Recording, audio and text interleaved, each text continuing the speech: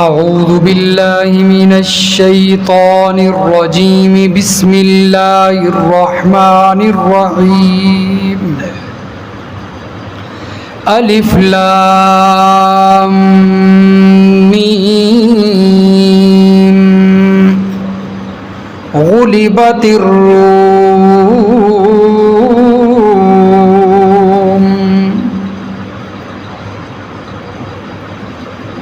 اہل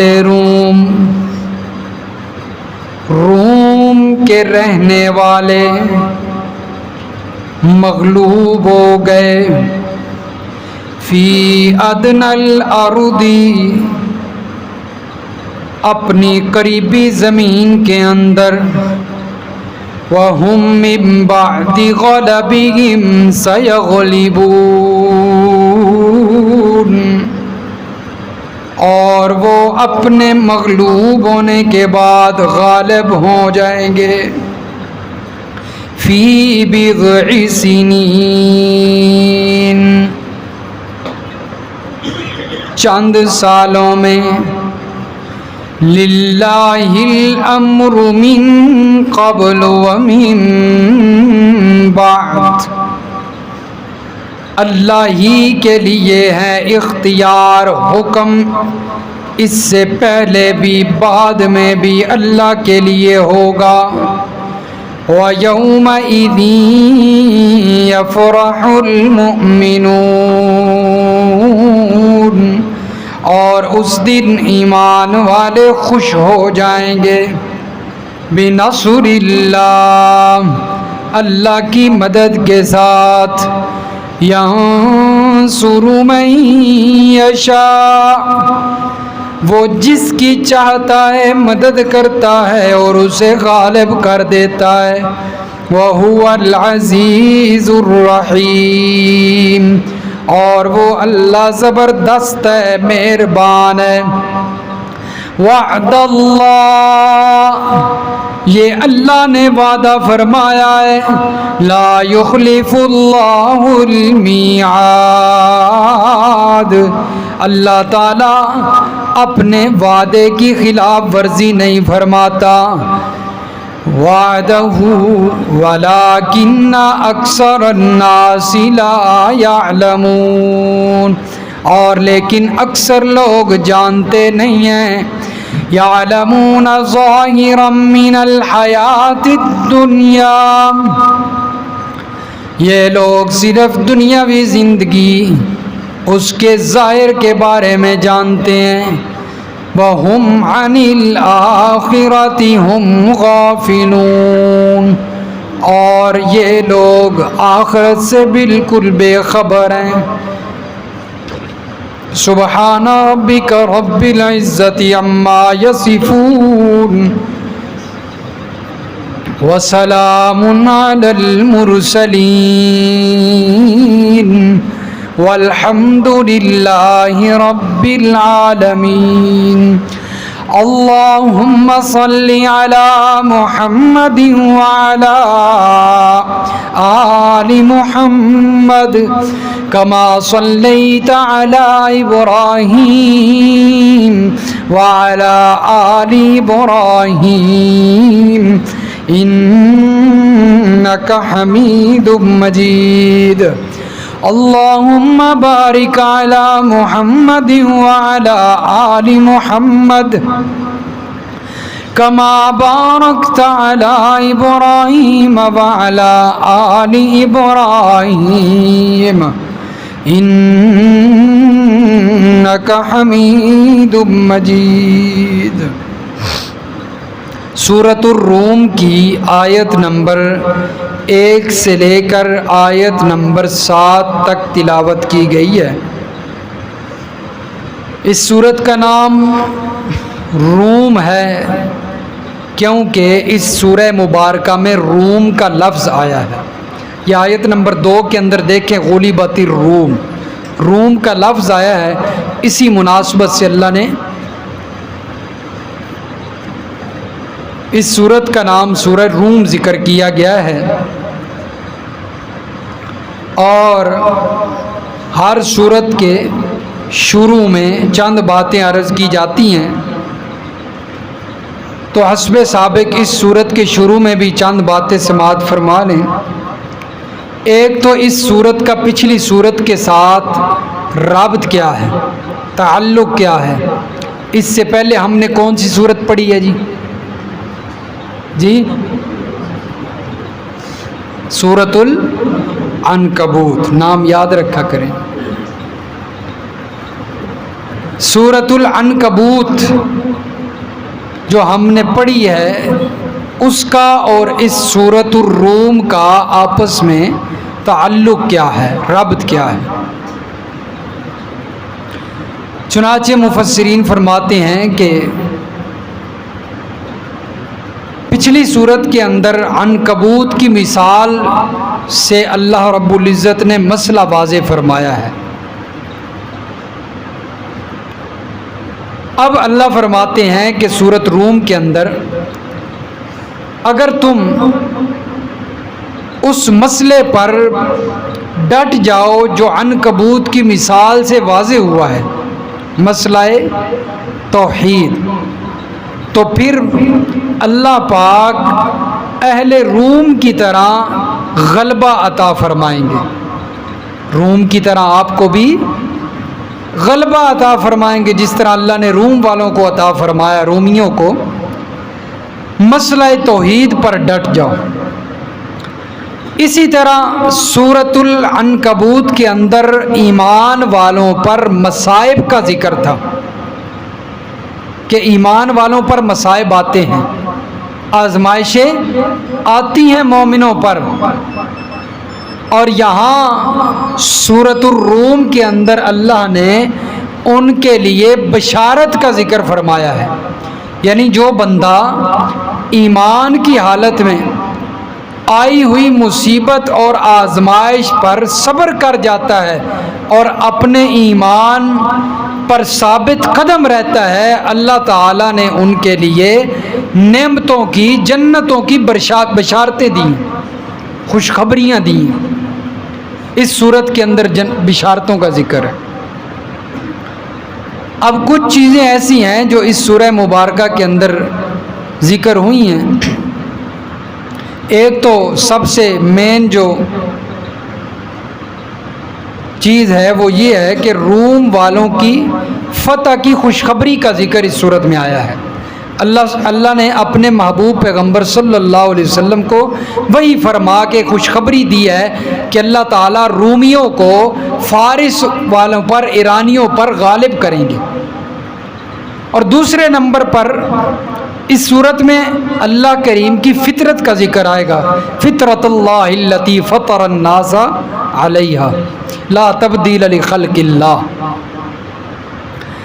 اور اسی طرح گزشتہ قومیں جو برباد ہوئی ہیں ان کی بربادی کا جو مین سبب ہے اس کا عجیب انداز سے اللہ نے ذکر فرمایا ہے۔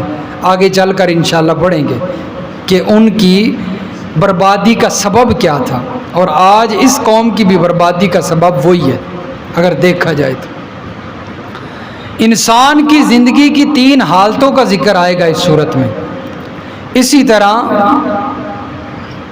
اس صورت کے اندر موحدین کے لیے بشارتوں کا ذکر آئے گا، اور باقی ساتھ ساتھ جس طرح باقی صورتوں کے اندر دلائل آتے ہیں مسئلہ توحید پر، تو دلائل عقلیہ بھی آئیں گے، اور عذاب دور کرنے کے لیے، عذاب سے بچنے کے لیے 3 امور کا ذکر ہے۔ 3 کام ایسے ہیں کہ جو کیے جائیں تو اللہ تعالیٰ عذاب سے محفوظ رکھتے ہیں، وہ بھی اسی صورت کے اندر ذکر فرمائیں گے اللہ تبارک و تعالیٰ۔ باقی ساتھ ساتھ انشاءاللہ جب صورت پڑھیں گے تو چیزیں جو ہے وہ سامنے آتی رہیں گی۔ یہ مین جو ہے وہ چیزیں تھیں اور اس صورت کا مختصر خلاصہ تھا۔ اب اس کا پس منظر اس سورہ مبارکہ کا، یہ جو ابتدائی آیات ہیں یہ کس موقع پر نازل ہوئی ہیں؟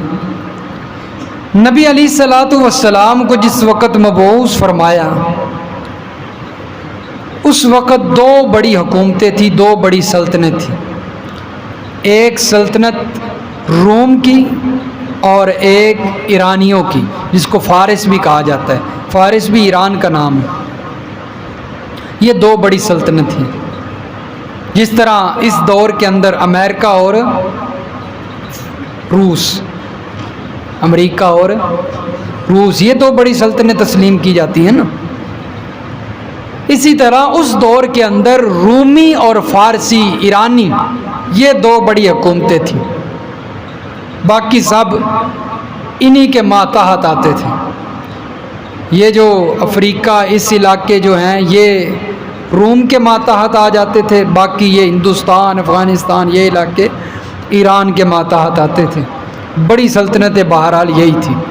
روم کا جو بادشاہ تھا اس کا نام تھا قیصر، اور ایران کے بادشاہ کا نام تھا کسریٰ۔ قیصر و کسریٰ نام سنتے ہیں نا آپ، یہ دونوں الگ الگ بادشاہ تھے، انہی کے نام سے پھر سلطنتیں بھی مشہور ہیں، قیصر و کسریٰ ہیں۔ تو روم کے بادشاہ کا نام کیا تھا جی؟ قیصر۔ یہ رومی جو ہیں یہ عیسائی تھے اور ایرانی مجوسی تھے۔ رومی عیسائی یعنی اہل کتاب تھے۔ ان دونوں کی جنگ لگی ہوئی تھی تو رومی مغلوب ہو گئے، ایرانی غالب آ گئے، رومیوں کو شکست ہوئی۔ تو رومیوں کی شکست کی وجہ سے مسلمان پریشان ہوئے، ایرانیوں کی غلبے کی وجہ سے مشرکین مکہ خوش ہوئے، کیونکہ رومیوں کے ساتھ مسلمانوں کو کچھ مناسبت تھی، بالطبع کچھ مناسبت تھی، اس وجہ سے کہ رومی وہ اہل کتاب تھے، کتاب کو مانتے تھے اور آخرت پر یقین کرتے تھے، اور مسلمان بھی کتاب کو مانتے ہیں، آخرت پر یقین کرتے ہیں، اس لحاظ سے مسلمانوں کو ان کے ساتھ مناسبت تھی۔ تو ان کی مغلوبیت اور شکست مسلمانوں کے لیے پریشانی کا باعث بنی، اور جو ایرانی تھے، فارس والے تھے، ان کو ان کے ساتھ یہ جو مشرکین مکہ ہیں ان کو مناسبت بھی تھی اور محبت بھی تھی۔ وہ کیسے؟ وہ بھی دو وجہ ہیں۔ ایک تو یہ ہے کہ ایرانی جو ہیں وہ مجوسی تھے، معبودوں کو مانتے تھے، اور مشرکین مکہ بھی معبودوں کے پجاری تھے، اور وہ بھی آخرت کا یقین نہیں کرتے تھے، انکار کرتے تھے، مشرکین مکہ بھی آخرت کا انکار کرتے تھے۔ تو اس وجہ سے دونوں کو آپس میں کیا تھی؟ محبت تھی۔ تو لہٰذا مسلمان رومیوں کی شکست کی وجہ سے جب پریشان ہوئے تو اللہ تبارک و تعالیٰ نے تسلی کے لیے یہ آیت نازل فرمائی، اور جس وقت رومیوں کو شکست ہوئی نا، مشرکین مکہ نے کہنا شروع کر دیا مسلمانوں کو، اب رومیوں کو شکست ہوگی ہے، اسی طرح تمہیں بھی ہم سے شکست ہوگی۔ مسلمانوں کو کیا کہتے ہیں؟ تمہیں بھی ہم سے شکست ہوگی، ہم غالب آ جائیں گے۔ تو اللہ نے یہ آیات نازل فرمائی اور تسلی دی کہ مسلمان ہی غالب رہیں گے، مسلمانوں کو ہی اللہ غلبہ عطا فرمائیں گے، مشرکین مکہ کبھی غالب نہیں آ سکتے۔ اور جب یہ آیتیں نازل فرمائیں، اللہ نے خوشخبری دی، تو مسلمان خوش ہوئے کہ اللہ تعالیٰ نے جو وعدہ فرما رکھا ہے وہ تو سچ ہے، تو ہمیں غلبہ ملے گا۔ تو بحث و مباحثہ شروع ہو گیا۔ ایک شخص تھا، مشرک تھا، ابی ابن خلف، اس کی اور حضرت ابو بکر صدیق رضی اللہ تعالیٰ عنہ کی بحث ہوگی، آپس میں شرط لگا لی۔ حضرت ابو بکر صدیق رضی اللہ تعالیٰ عنہ نے فرمایا کہ 3 سال کے اندر اللہ تعالیٰ ہمیں غلبہ نصیب فرمائیں گے، ہم غالب ہو جائیں گے اور تم مغلوب ہو جاؤ گے۔ یا یہ شرط لگائی کہ 3 سال کے اندر اللہ رومیوں کو ایرانیوں پر غلبہ عطا فرمائیں گے، ایرانی مغلوب ہو جائیں گے اور رومی غالب آ جائیں گے۔ اب رومی مغلوب ہے نا، 3 سال کے اندر دیکھنا رومی غالب آئیں گے۔ شرط لگ گئی جی، 10 اونٹ، مدت کتنی ہے؟ 3 سال۔ 3 سال میں اگر رومی غالب آ گئے تو ابی ابن خلف جو مشرک تھا اس نے 10 اونٹ دینے ہیں، اور اگر ایرانی غالب آ گئے تو ابو بکر صدیق رضی اللہ تعالیٰ عنہ نے 10 اونٹ دینے ہیں۔ اور یہ اس وقت کی بات ہے، یہ شرط جو لگی تھی جس وقت تحریم قمار نہیں آئی تھی، یعنی شرط کی حرمت نہیں آئی تھی۔ بعد میں شرط حرام ہو گئی، اب شرط حرام ہے، اب نہیں لگانی۔ اکثر نوجوان لگاتے ہیں فلاں میچ جیت گیا تو میں بوتل دوں گا پلاؤں گا، میں پالٹی کھلاؤں گا، فلاں جیت گیا تو میں پالٹی دوں گا۔ اب یہ حرام ہے، اب یہ کیا ہے، اب کسی کام پر بھی شرط نہیں لگانی۔ میرا مرغا جیت گیا تو نے بوتل پلانی ہے، تیرا مرغا جیت گیا تو میں نے بوتل پلانی ہے۔ مرغوں کی لڑائیوں پر، کتوں کی لڑائیوں پر جو ہے وہ شرطیں لگائی جاتی ہیں، بڑے بڑے پیسے جوئے لگائے جاتے ہیں۔ اور اسی طرح وہ جوا جو لوڈو کے اوپر لوڈو کھیلتے ہیں نا، اس پر بھی شرطیں لگا کر، جوئے لگا کر، یہ سب حرام ہے، مطلق حرمت کا ذکر آ گیا۔ بہرحال اس وقت یہ شرط حرام نہیں تھی جب حضرت ابو بکر صدیق رضی اللہ تعالیٰ عنہ نے ابی بن خلف سے لگائی۔ نبی علیہ الصلوۃ والسلام کو جس وقت اس بات کا پتہ چلا نا، اللہ کے نبی نے فرمایا ابو بکر تو نے شرط کم لگا، یعنی وقت کم مقرر کیا ہے، 3 سال مقرر کیے تھے نا، کیونکہ اللہ تبارک و تعالیٰ نے جو مجھ پر آیتیں نازل فرمائی ہیں اس میں لفظ ہے فی بضع سنین، بیزا کا لفظ ہے، اور بیزا کہتے ہیں 3 سے 9 تک، یعنی اللہ تعالیٰ کم سے کم 3 سال میں اور زیادہ سے زیادہ 9 سال کی مدت میں رومیوں کو غلبہ عطا فرمائیں گے۔ اس لیے تو نے مدت کم مقرر کی ہے، اپنی مدت بڑھاؤ۔ تو حضرت ابو بکر صدیق رضی اللہ تعالیٰ نے دوبارہ اس ابی بن خلف کے پاس گئے نا، تو وہ دیکھتا ہے، خوش ہوتا ہے کہ شاید حضرت ابو بکر جو ہے وہ ہار گئے اور شرط ختم کرنے آئے ہیں۔ لیکن حضرت ابو بکر صدیق رضی اللہ تعالیٰ عنہ نے تو الٹا اس کی بات کو جو ہے اسی پہ ڈال دیا اور فرمایا میں شرط ختم کرنے نہیں آیا، شرط بڑھاؤ، مدت 9 سال کرو اور اونٹ 100 کر دو 10 کی بجائے۔ میں شرط بڑھانے آیا ہوں، مدت بڑھانے آیا ہوں، ختم کرنے نہیں آیا۔ 9 سال کی مدت میں اللہ تعالیٰ رومیوں کو غلبہ دیں گے، یہ ہماری شرط ہے۔ اگر 9 سال کی مدت میں غلبہ نہ ملا تو میں نے 100 اونٹ دینے ہیں، اگر مل گیا تو نے 100 اونٹ دینے ہیں۔ اس نے کہا ٹھیک ہے۔ لیکن بہرحال بعد میں وہ ابی بن خلف مر گیا تھا، 9 سال کی مدت کے اندر اللہ نے غلبہ عطا فرما دیا تھا رومیوں کو۔ تو چنانچہ اس کے جو ورثاء تھے اس سے 100 اونٹ حضرت ابو بکر نے پھر لیے، جو کہ نبی علیہ الصلوۃ والسلام میں بعد میں صدقہ کر دیے تھے۔ تو یہ آیات اس وقت نازل ہوئیں، فرمایا الف لام میم غلبت الروم، مغلوب کر دیے گئے روم والے، یعنی شکست کھا گئے تھے جنگ سے، فی ادنی الارض، قریبی زمین میں۔ ادنی الارض سے مراد ہے عرب، جہاں پر نبی علیہ السلام کو اللہ نے مبعوث فرمایا ہے، وہ جگہ مراد ہے۔ اور امام شاہ ولی اللہ محدث دہلوی رحمہ اللہ اپنی مشہور کتاب حجت اللہ البالغہ میں لکھتے ہیں کہ اللہ نے اپنے پیغمبر صلی اللہ علیہ وسلم کو ان 2 سلطنتوں کو، ان 2 حکومتوں کو ختم کرنے کے لیے مبعوث کیا ہے۔ نبی علیہ الصلوۃ والسلام کی بعثت کے بعد یہ دونوں سلطنتیں ختم ہوئی ہیں، ان کا خاتمہ ہوا ہے۔ جو رومی تھی، سلطنت رومی، اس کا خاتمہ جنگ یرموک کے اندر ہوا، اور جو ایرانی سلطنت تھی اس کا خاتمہ مسلمانوں کے ہاتھوں قادسیہ کی جنگ میں ہوا، اور یہ حضرت عمر فاروق رضی اللہ تعالیٰ عنہ کے دور میں ہوا تھا۔ دونوں کا خاتمہ ہو گیا تھا، ساری جگہوں پر اسلام آ گیا تھا، مسلمانوں کا قبضہ ہو گیا تھا۔ تو اس لیے اللہ نے فرمایا قریبی زمین میں، وَهُمْ مِنْ بَعْدِ غَلَبِهِمْ سَيَغْلِبُونَ، فرمایا کہ یہ اپنے مغلوب ہونے کے بعد ان قریب غالب آ جائیں گے، فی بضع سنین، اور مدت کیا ہے، 9 سال کے اندر اندر، 9 سال کے اندر اندر۔ للہ الامر من قبل و من بعد، فرمایا اللہ ہی کے لیے حکم چلتا ہے، اس سے پہلے بھی، اس کے بعد بھی اللہ کا ہی چلے گا۔ اگر پہلے ایرانی رومیوں پر غالب آئے ہیں تب بھی کس کے حکم سے؟ اللہ کے حکم سے. اور اگر بعد میں رومی ایرانی پر غالب آئیں گے تو کس کے حکم سے؟ فرمایا پہلے بھی اللہ کا حکم چلا اور بعد میں بھی کس کا حکم چلے گا؟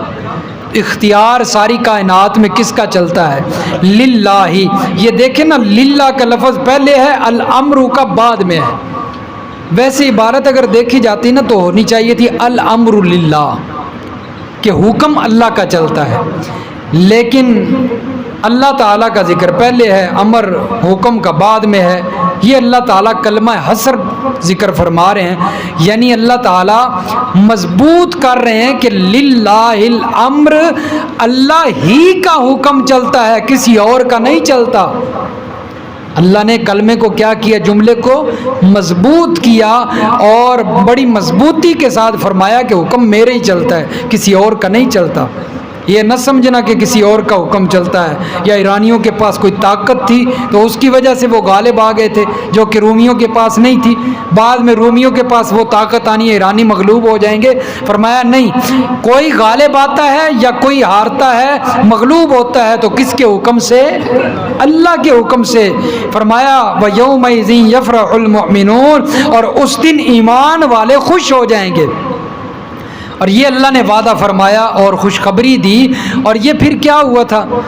جس دن رومی ایرانیوں پر غالب آئے تھے، ایک تو وہ خوشی تھی، اور دوسری خوشی اسی دن سن 6 ہجری کے اندر جو ہے وہ میدان بدر کے اندر مسلمانوں نے کافروں کو شکست دی تھی.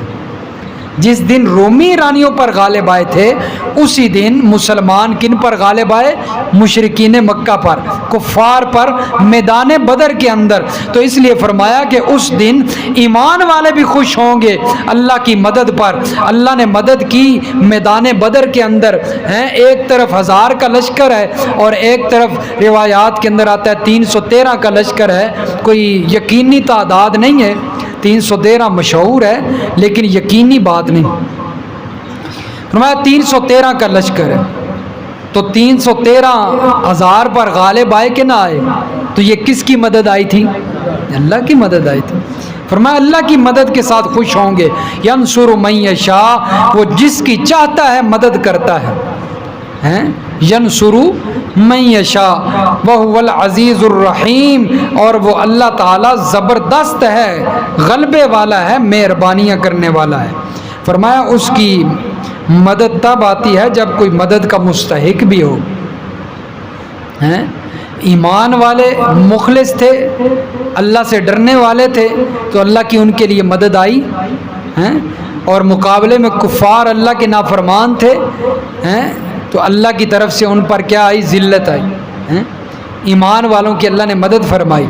اور آج اگر مسلمانوں پر اللہ کی مدد نہیں آتی تو پھر محاسبہ ضروری ہے کہ ہمارا ایمان کمزور ہے نا. ہمارا ایمان کمزور ہے. وہ اقبال نے کہا تھا نا کہ اگر اس وقت میدان بدر کے اندر فرشتے مدد کے لیے اتر سکتے ہیں تو اگر آج بھی اس جیسا ایمان ہو جائے نا تو آج بھی اللہ تعالیٰ فرشتے مدد کے لیے اتار سکتے ہیں. ہمارا ایمان کمزور ہو چکا ہے، ایمان نہیں ہو رہا. اس لیے تو اللہ نے فرمایا نا قرآن مجید میں، ایمان وہ قبول ہے جو صحابہ جیسا ہوگا. اس جیسا ایمان ان جیسا بنے گا تب اللہ کی مدد آئے گی. ان جیسا ایمان نہیں ہوگا فرمایا میرے نزدیک وہ قبول نہیں ہے. اور آج دھوکہ ہے تو مسلمانوں میں ہے، فراڈ ہے تو مسلمانوں میں ہے، ظلم ہے تو مسلمانوں میں ہے، حقوق تلفی، حق کسی کا مارنا ہے تو کس میں؟ مسلمانوں میں. اور کہتے کیا اللہ کی مدد کیوں نہیں آتی؟ بارش کیوں نہیں آتی؟ اگر ہونے لگ جاتی ہیں تو بے موسمیاں بارش شروع ہو جاتی ہیں، نہیں آتی تو موسم کی بارش بھی نہیں آتی. کیا وجہ ہے؟ اللہ کی ناراضگی ہے نا. اللہ تعالیٰ ناراض ہے تبھی تو یہ حالات بن چکے ہیں. نبی علیہ الصلوۃ والسلام کے دور میں جس وقت انسان گناہ زیادہ کیا کرتے تھے تو ان کے گناہوں کی وجہ سے اللہ کی ناراضگی آتی تھی تو قحط سالی پڑ جاتی تھی، بارشیں نہیں ہوتی تھی، قحط سالی پڑ جاتی تھی. تو آج بھی اگر قحط سالی ہے تو اس کا نتیجہ اور اس کی وجہ اور اس کا سبب وہ ہمارے اپنے عمل ہیں. اپنے عمل درست کیجئے تاکہ یہ اللہ کی ناراضگی ختم ہو اور اللہ کی طرف سے رحمت جو ہے وہ شروع ہو جائے. اللہ کی رحمت سے محرومی ہے، اسی وجہ سے اللہ تعالیٰ جو ہے وہ ہمیں کوئی نعمت سے مستفیض نہیں فرما رہے. تمام نعمتیں اللہ رب العزت نے روک رکھی ہیں. روزی والی نعمت ہے تو وہ بھی ختم ہے، لوگ پریشان ہیں. اگر کوئی اور نعمت ہے، بارش ہوگی تو روزی کا بندوبست ہوگا نا. بارش ہوگی، اللہ تعالیٰ زمین کو ہرا کریں گے، زمین بنجر جو ہے وہ اس مردہ کو زندہ کریں گے تو فصلیں اگیں گی، وگرنہ فصلوں کی کمی ہو جائے گی تو بھوک تو عام ہو جائے گی، قحط سالی پڑ جائے گی. اس لیے فرمایا اللہ جس کی چاہتا ہے مدد کرتا ہے اور اسے غالب کر دیتا ہے. وعد اللہ، یہ اللہ کا وعدہ ہے.